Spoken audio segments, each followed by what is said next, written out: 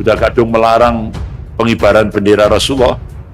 Nah sekarang kedutaan Afghanistan di Jakarta ya itu istilahnya memasang bendera Rasulullah. Persekongkolan Iran, Amerika, Israel untuk menghancurkan Mujahidin Taliban tidak berhasil. Akhirnya hampir 20 tahun ya kan, itu ujung-ujungnya Mujahidin Taliban memenangkan peperangan itu. Dan alhamdulillah Mujahidin Taliban sekarang ini masuk menjadi pemain utama yang merubah mindset dunia, sehingga akhirnya ulama-ulama Al-Haramain baik di Mekah maupun Madinah, begitu juga ulama-ulama di Yaman ya, itu semuanya bangkit untuk membantu saudara-saudara kita yang ada di Irak. Akhirnya sampai sekarang kan tidak terbukti Saddam Hussein menyimpan senjata pemusnah massal. Bahkan di Indonesia ini tokoh-tokoh Syiahnya juga jadi buzzer istana ini. Di antaranya Denny Sirgar.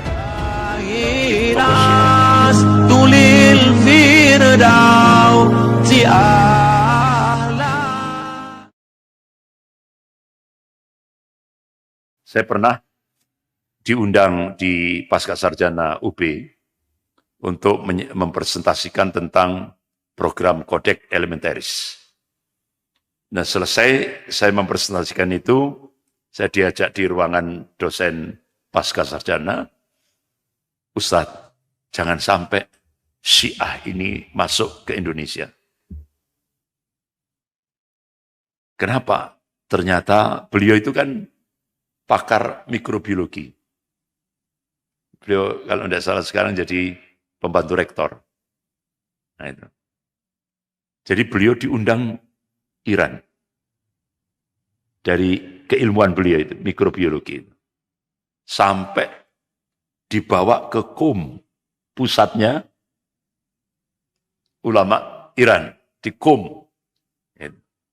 Jadi akhirnya selama beliau di Iran, beliau ngambil kesimpulan.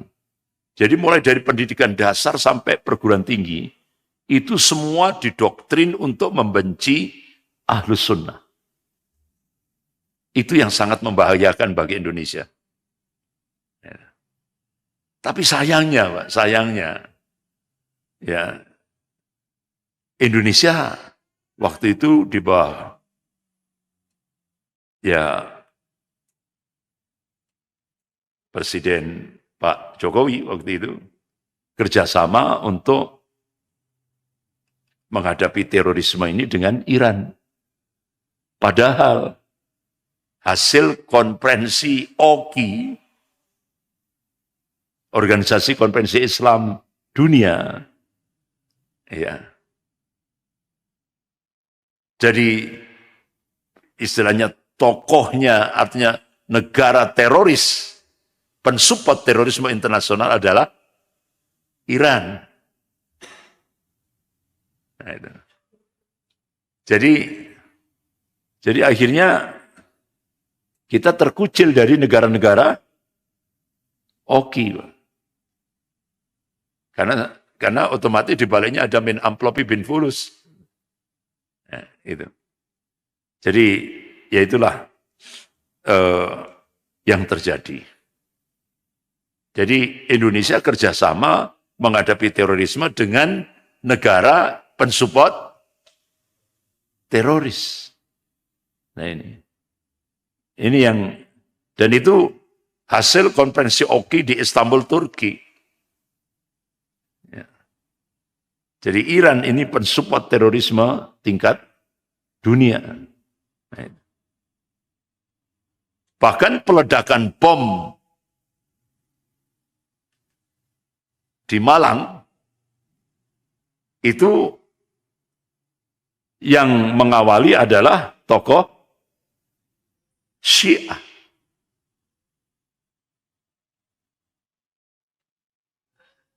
Said Hussein, ya itu. Syiah. Bom mana ini? Seminari Alkitab ya. Seminari Alkitab. Terus bis pemudi. Bis pemudi.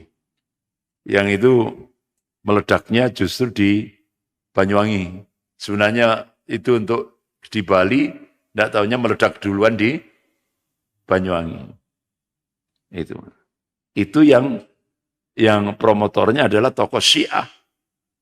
Dan itu disidang di pengadilan negeri, ini pojokan itu, Arjosari. Jadi itu.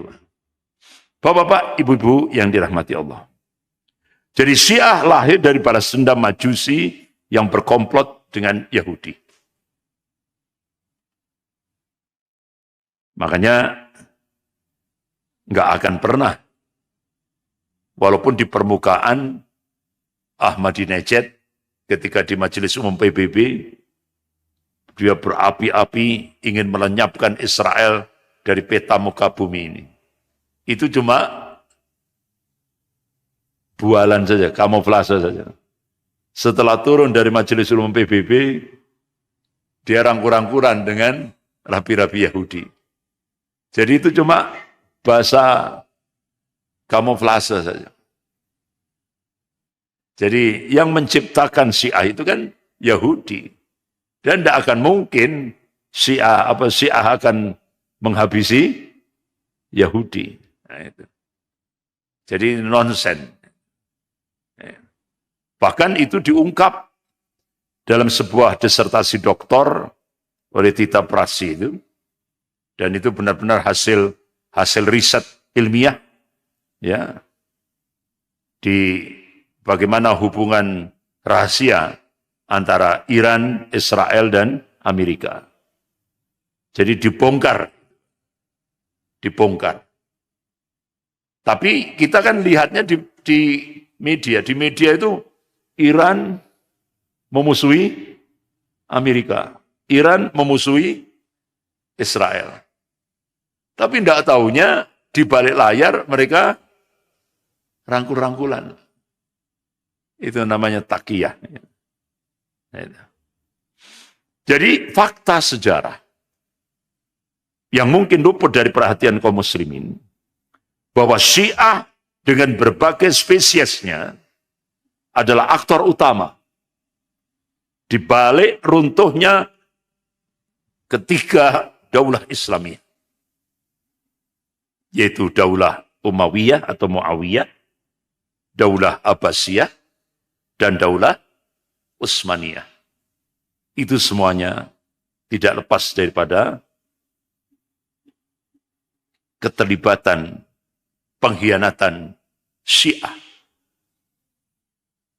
Makanya ada seorang ulama menulis dengan rinci sekali, mulai pada masa daulah Muawiyah, daulah Abbasiyah, daulah Utsmaniyah, sampai kekinian, bagaimana pengkhianatan Syiah. Rinci sekali. Jadi tidak lepas dari. Bahkan di Indonesia ini, tokoh-tokoh Syiahnya juga jadi buzzer istana. Ini. Di antaranya Denny Siregar. Itu tokoh Syiah. Ya kan? Jadi itu jadi buzzernya istana.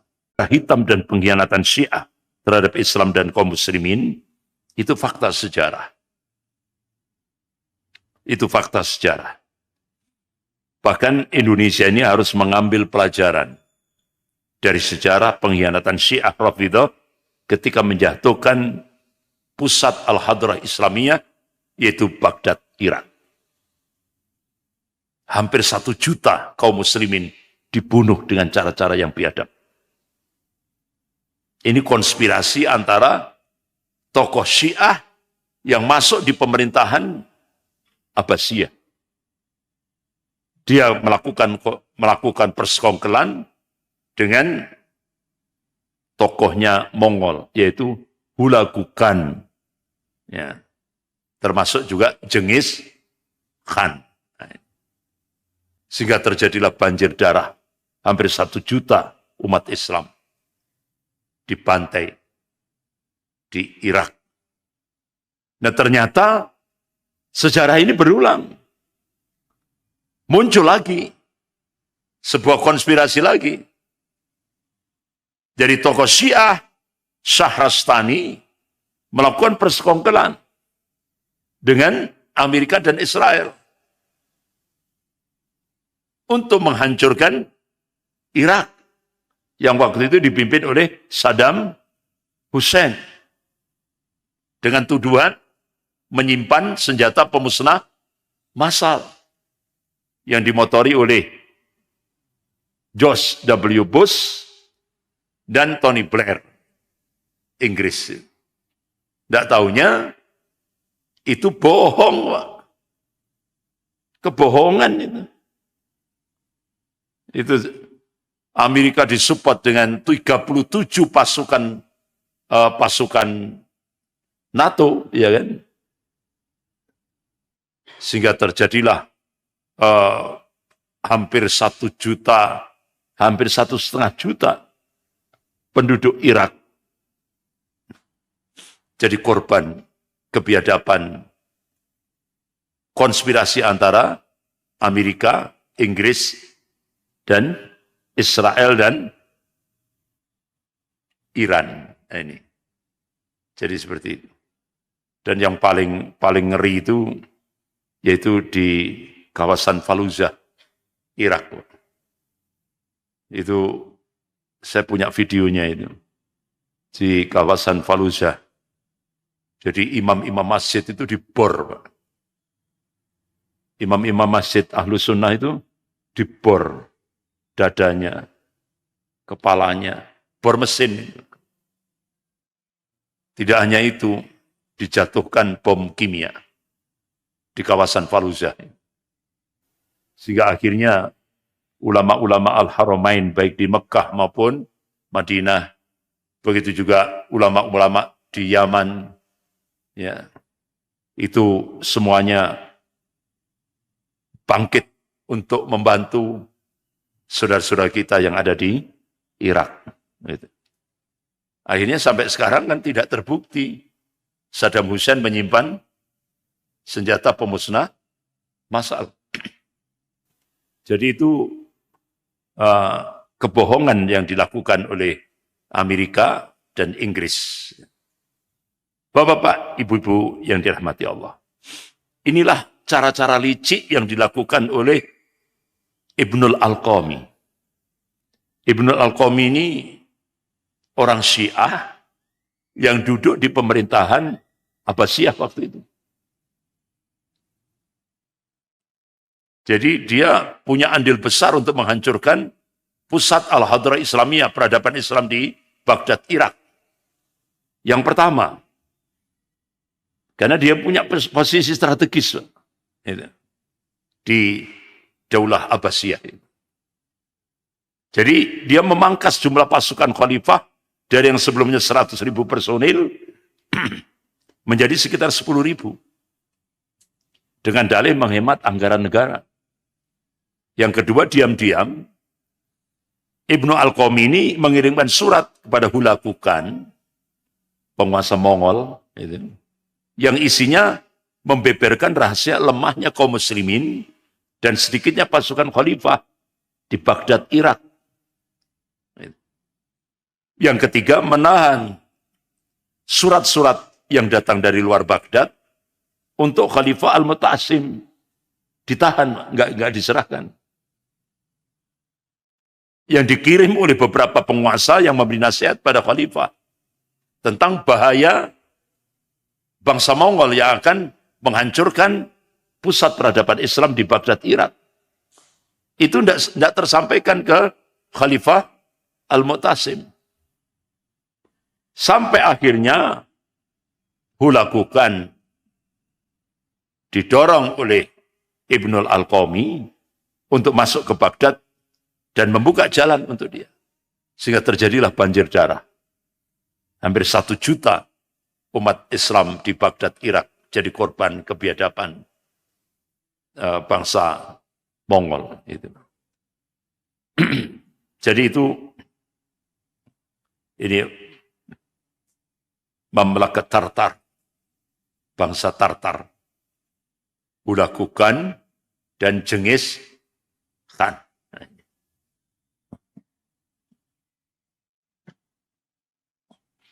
Bapak-bapak, ibu-ibu yang dirahmati Allah. Ini serbuan dari bangsa Mongol terhadap pusat peradaban Islam di Baghdad, Irak. Jadi kesimpulannya, bapak-bapak, ibu yang dirahmati Allah, Syiah itu mulutnya mengaku cinta Ahlul Bait, tapi prakteknya dia menghina Rasulullah dan Ahlul Bait. Jadi Syiah itu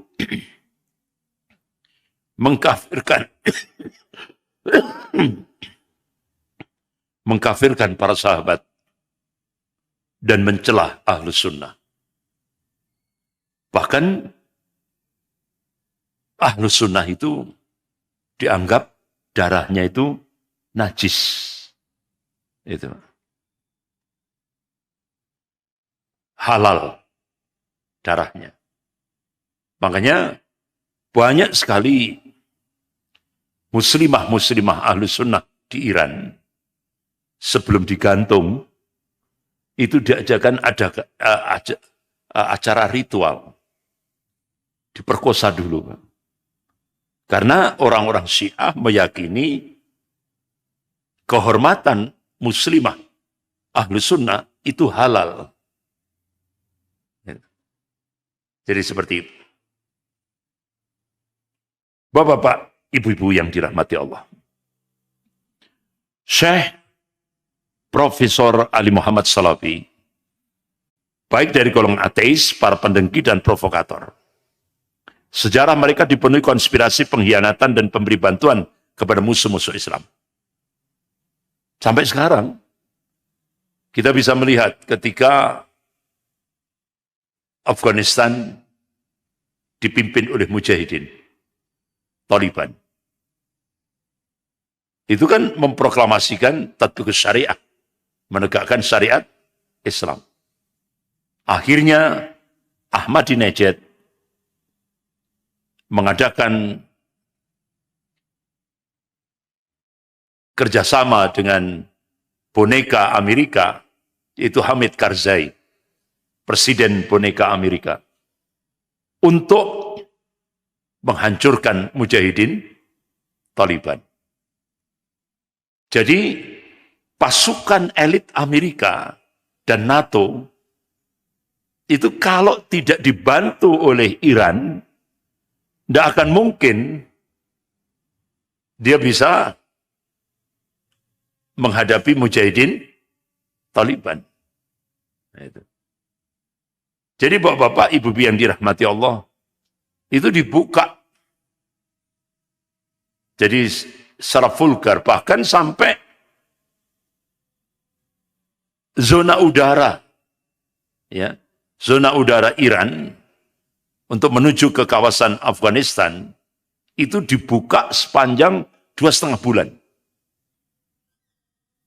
Membebaskan pesawat-pesawat tempur Amerika untuk membombardir kawasan Tora Bora, tempat persembunyian Syekh Osama bin Laden.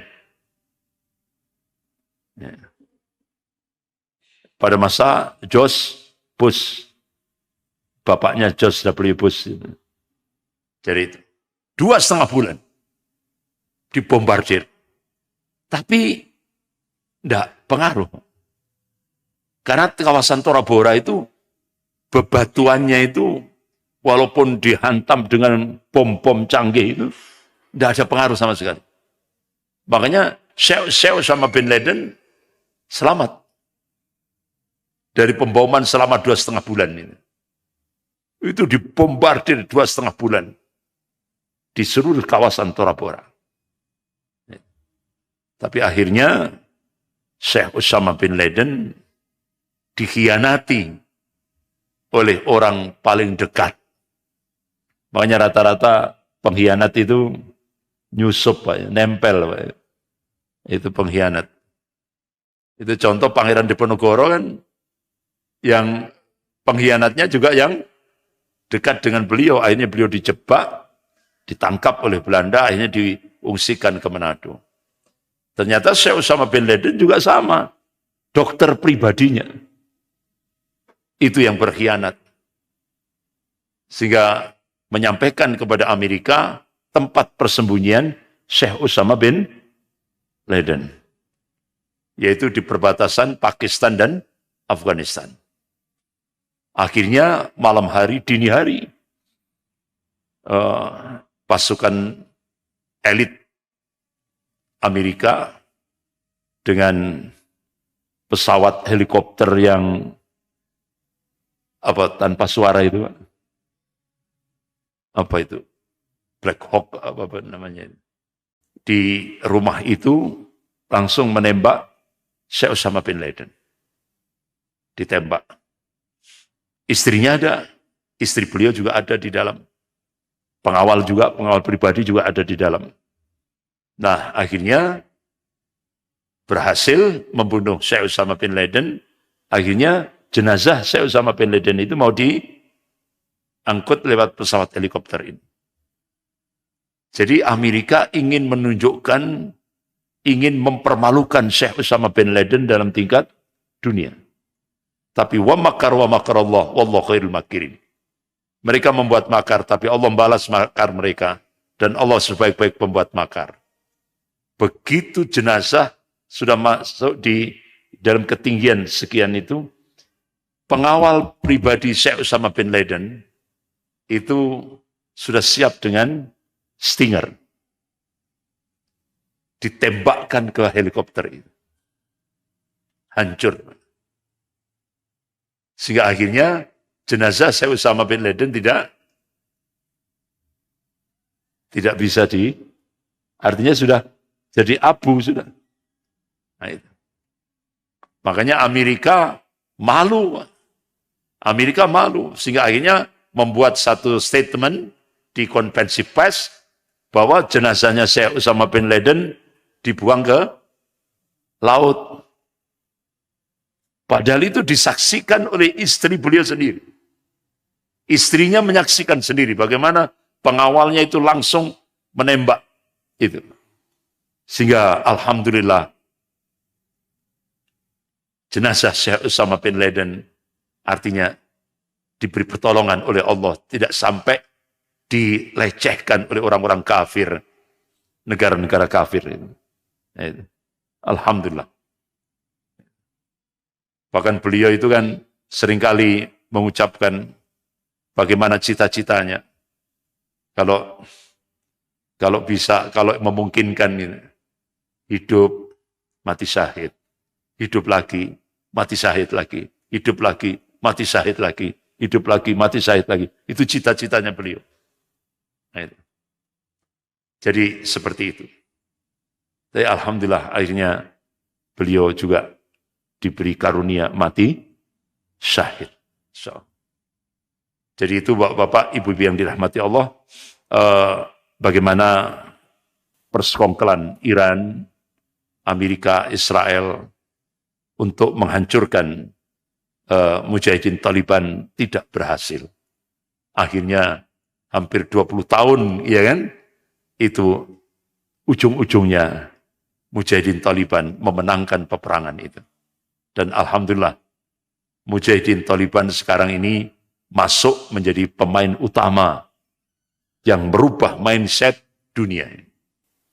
Yang pertama, pasukan Uni Eropa, kemudian mujahidin Taliban, kemudian negara-negara Kristiani yang bersekongkol dengan Zionis Yahudi internasional dalam rangka menyongsong Mesias. Ya. Jadi 3 pemain utama sekarang. Sehingga akhirnya, alhamdulillah, kita bersyukur dengan kemenangan mujahidin Taliban ini, benar-benar sistem pemerintahan yang dibangun bukan lagi nasionalis, sekuler. tapi Islam State. Dan bendera nasionalisme sekuler dibuang, diganti bendera Ar-Royah, benderanya Rasulullah Sallallahu Alaihi Wasallam. Padahal Mabes Polri sudah melarang, sudah kadung melarang pengibaran bendera Rasulullah. Nah sekarang kedutaan Afghanistan di Jakarta, ya istilahnya memasang bendera Rasulullah. Kira-kira berani enggak Mabes Polri menurunkan itu? Dan akhirnya, jadi sekarang Mujahidin Taliban ini merubah mindset umat Islam seluruh dunia. Jadi ini benderanya Rasulullah. Jadi yang harus dimuliakan. Bahkan sebelum Indonesia ada, bendera Rasulullah itu sudah diterima oleh Raden Patah. Ya, Raden Patah. Itu. Bahkan Raden Patah diangkat oleh Kekhalifahan Turki Utsmani sebagai Khalifatullah ing tanah Jawa. Nah, duplikat bendera Rasulullah itu sampai hari ini disimpan rapi di Keraton Yogyakarta oleh Hamengkubuwono ke-10. Ya, Hamengkubuwono. Dan pada saat Kongres Umat Islam ke-6 kalau tidak salah, ditunjukkan. Ini tahun 1400 sekian. Tahun 1400. Abad 14. Itu bendera Rasulullah itu sudah ada di tanah Jawa. Indonesia belum ada. Indonesia kan 17 Agustus 1945. Bendera Rasulullah itu sudah tahun 1400 sekian. Raden Patah sebagai Khalifatullah ing tanah Jawa. Nah ini. Makanya Sultan Hamengkubuwono Sultan ini, beliau mengatakan ini benar-benar sejarah yang tidak bisa dihapus. Ini. Makanya aneh, bendera sekarang muncul penyakit Islamofobia ini. Orang Islam takut dengan Islam. Nah ini kenapa itu bisa terjadi? Karena di baliknya ada min amplopi bin fulus. Ada jabatan. Nah itu. Itulah yang kita prihatinkan. Jadi sekarang ini di Indonesia ini tren berbondong-bondong untuk jadi munafik. Berbondong-bondong. Karena di baliknya ada min amplopi bin fulus dan ada jabatan di situ. Inilah yang disebut oleh Rasulullah fitnatud duhaima. Jadi fitnatud duhaima itu kan bentuk tasgirnya dahma, hitam, gelap.